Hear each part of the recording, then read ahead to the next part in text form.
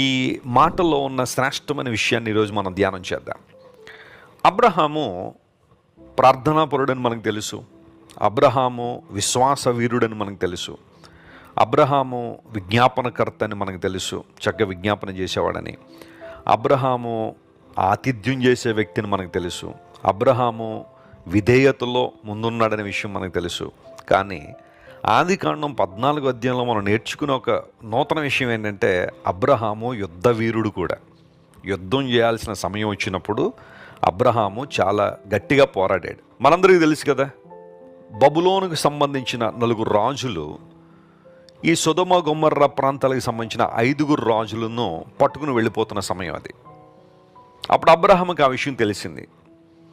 లోతు అప్పటికే సొదొమ గొమొర్రాలకు వచ్చేసాడు కాబట్టి లోతు కూడా చెరపట్టబడి ఉన్నాడని అబ్రహాం ఎప్పుడైతే తెలుసుకున్నాడో, తన మాత్రమే కాకుండా తన ఇంటిలో పుట్టి అలవర్చబడిన 318 మంది పని వాళ్ళని వెంటబెట్టుకుని అబ్రహాము శత్రు రాజులను తరిమాడు.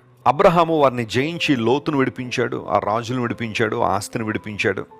అవన్నీ విడిపించుకుని వచ్చేస్తున్నప్పుడు రాజు లోయ అని పిలువబడిన షాలేము లోయకు రాజుగా ఉన్న మెల్కీసెదెకు అబ్రహామును కలుసుకున్నాడు. అబ్రహామును కలుసుకున్న మెల్కీసెదెకు అబ్రహాముని ఈ విధంగా ఆశీర్వదించాడు.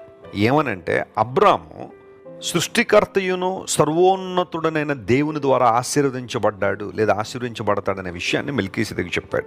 ఆ తర్వాత మెల్కీసెదెకు అతనికి రొట్టెను ద్రాక్షరసం ఇవ్వడం, అబ్రహాము 10వ వంతు మెల్కీసెదెకు ఇవ్వడం, ఇవన్నీ ఆ అధ్యాయంలో మనం చూస్తున్నాం. అయితే ఇక్కడ గమనించాల్సిన వాగ్దానం ఏంటంటే, అబ్రాము దేవుని చేత దీవించబడతాడు, ఆశీర్వదించబడతాడు.